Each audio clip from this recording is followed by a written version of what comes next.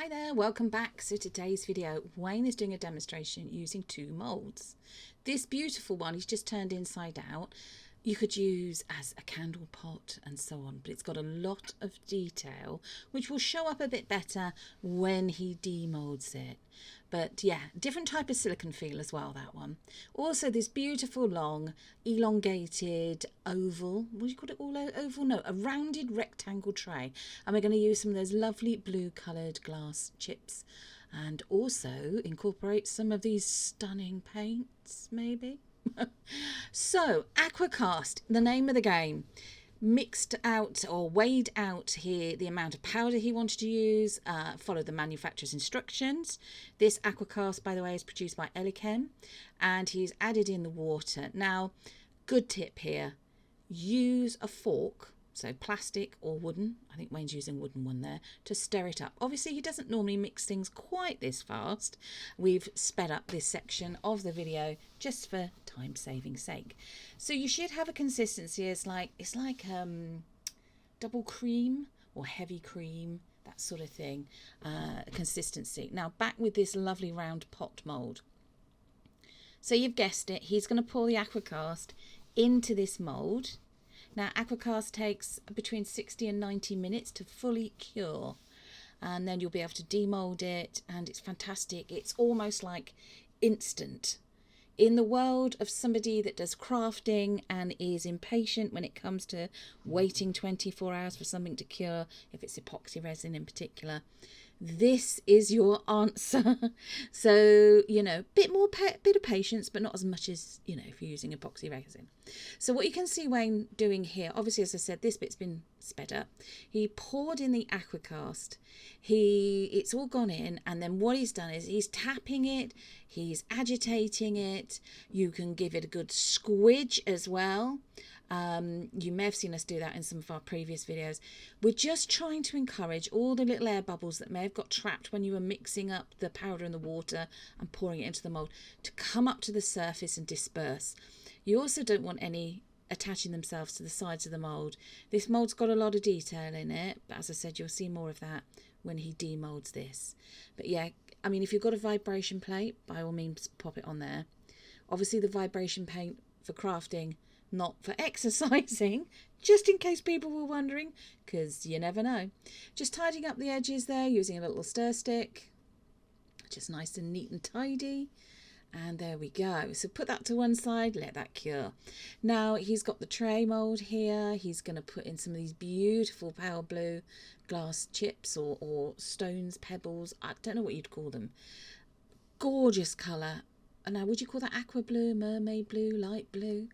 Going through them here, sorting out what is and what isn't going to be too big to fit down in the sides of this tray mould. So again, you don't have to do this step if you don't want to. You could just do clear resin, or you could do it where you're going to, as he will be when you see the next, a couple of steps further along, I think 2 or 3 steps further in. By all means, please sort them out not on the base of the mould, because, you know, if they are a little bit sharp, they will scratch the silicone. Also, as you can see, Wayne is just taking his time. Well, he was taking his time. This has again been sped up a bit for you. Just separating them all, popping them in into the edge of the mould there, just around the rim of the tray. With hindsight, what you could do, or not with hindsight actually, you could follow the method he's using here, or you could pour a little bit of clear resin in first and then put your little stones or chips or shells or whatever you're going to use around the edge of the tray in. Then he's mixed up some regular resin. I'm sorry there's no footage of him doing that. We use T-Expert resin. It's just the brand of choice currently, but any of the resin brands that you like using. As we use T-Expert, 1:1 mixing ratio, really easy to use. And he's just carefully pouring it in and then using a spatula just to persuade it to go down in between all of those lovely little glass stones there. Some of it will raise up and go back onto the flat surface of the mould there. You know, that can't be helped. It is what it is. But the idea is you're trying to make sure that all the resin goes down into that edge of the tray to make sure there's no gaps and there's no air pockets and so on. So then going in, he's poured all of it in. He's just going in with a micro brush, just pressing them down, making sure they're down into the tray. Now this is a micro brush without the brush bit on the end. We still keep them because they're incredibly good little tools to have in your stash of tools for art, you know, and crafting and so on. So just carefully, just pushing them down there, making sure, you know, go gently, don't stab at it. Now, this is an hour and a half later. He's going to demold this pot. Little bit of overspill there to deal with. And look, can you see it yet? A little sneaky peek here.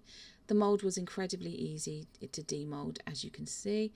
Twist and pull and out it comes. Lovely and smooth. Look at that. So there's a lighthouse with some little houses, some trees and the waves. So this it gives a lighthouse theme. Now, you don't have to do anything else with this apart from let it air dry completely overnight and then spray it with some spray varnish or some wax to seal it, or use one of the liquid sealers that are available, and you know, it's done. But Wayne decided he was to tie the tray to this, or this to the tray that he's making. He's going to try and emulate some of the colours he used in the tray in this piece. And I've just thought, of course, you haven't quite seen all the tray yet, have you? So we've got a slightly rough, uneven bottom to this tray, and nobody likes a rough, uneven bottom. So you can use wet and dry sandpaper if you wish. Wayne opted to use a nail file. He's got a bit more control. It's a smaller area. And just literally apply a little bit of pressure, sand all the way around. Again, go carefully. And yeah, until you're happy. Then he left it completely until he was ready to do his next step with that. Now, back to this beautiful tray. This is about 5-6 hours after he poured the resin over those beautiful blue glass stones. He mixed up some more T-Expert resin. Again, sorry, there's no footage of him doing that. He then added in decanted it into 3 different mixing jugs and added in some colour. Now, I'm not sure if this was alcohol ink, acrylic paint, or you know, a resin pigment. I'm not sure. I have to check with him. But everything that we have used in today's video will be linked in the description box below. Why not check that out? If you've joined us today, hi, thank you. Thanks for watching. Give us a like, share, subscribe. Are you enjoying the video? Drop us a comment. We do respond to all comments as soon as possible, usually within less than 24 hours.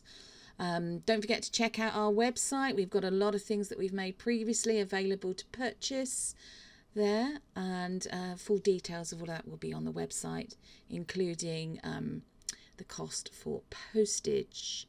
So he's just going around the edge of the tray here, again using that little micro brush and making sure that all the stones are covered. And now he's trying to blend the 3 colours in together, although to be honest with you, the blending there is so subtle between the dark to the medium to the lighter shades of blue that it really didn't need any additional help. Now, apologies for the dirty surface you can see behind this pot. Wayne is going to use some of these lovely acrylic marker pens, and he is going to paint or do marker pen paint over all the detail on this pot. Now, most of the sections for this have been sped up because, as I'm sure you can appreciate, this took quite a lot of time to do, but very relaxing. Wayne opted to use the marker pens because they got a very fine point or nib on the end of them. By all means, you can sit with your acrylic pens or acrylic paints if you have them, and a very fine brush, and do it with brushwork. Totally up to you if you want to do that then in that way. But Wayne opted to use the acrylic marker pens, and of course we've never used them before, so it gave us a good chance to see how they work. So he's filling in the lighthouse there. He's making it red and white. Obviously, if you use a colour like red and then you're going to put white next to it, unless you really want it to blend, make sure that you let it dry completely first. Otherwise, you'll end up with a pink lighthouse. So adding in some lovely little yellow highlights there for light in the window. the sun beaming out of the light in the top of the lighthouse and in those little buildings next to it. Yeah, and then just really working his way around the pot and colouring it in how best he thought it would look. There we go. Of course, you don't have to do this. You can do as much or as little detail to this pot as you wish. It's your choice. There's nothing to stop you as well from using just epoxy resin rather than eco resin for this pot. However, I think it is actually a matte finish mould. So obviously just to be aware of that if you decide to purchase this sort of pot. There we go. So he's just filling in. This was all like the trees and foliage. You opted just to do one colour. Of course, you can do multiple shades of green if you want to. Totally up to you. There we go. And then he's just put in some little yellow lights, almost like light a tree that's been decorated, all sort of lit up nicely. Just finishing off a bit more there.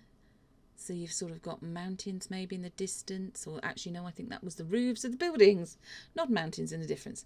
So here he goes with the sea, the waves effect, which is near the base of the pot. There were a few little micro holes or pockets where bubbles had accumulated around the base of the pot, but they all got filled in when he did this. So he's using 3 different shades again of the blue, and he's just getting them to blend and then highlighting the tops there. Oh, so it's like the crest of the waves that you can see. So this is the following day. It had a good 24 hours, you know, to set up, to dry off. And he's just using a polyurethane clear varnish just to spray over the whole thing. And that then will actually seal the pot. Do 2 or 3 coats of it. Obviously let it dry completely in between each one. Make sure you do it in a well ventilated area, preferably outside. Now this is the tray. The tray's been demolded. It's a full 24 hours later. Unfortunately no footage for some reason of the demold. But Wayne wanted to try and emulate some waves. So the crest of the waves, like he'd done on the pot, on the tray. Trying a different technique here. A bit of UV resin. Put on there, as you can see, just straight out the bottle, and then some UV resin with some white resin pigment in it, and using a straw to just blow it out. And look at that, that gives quite a good effect.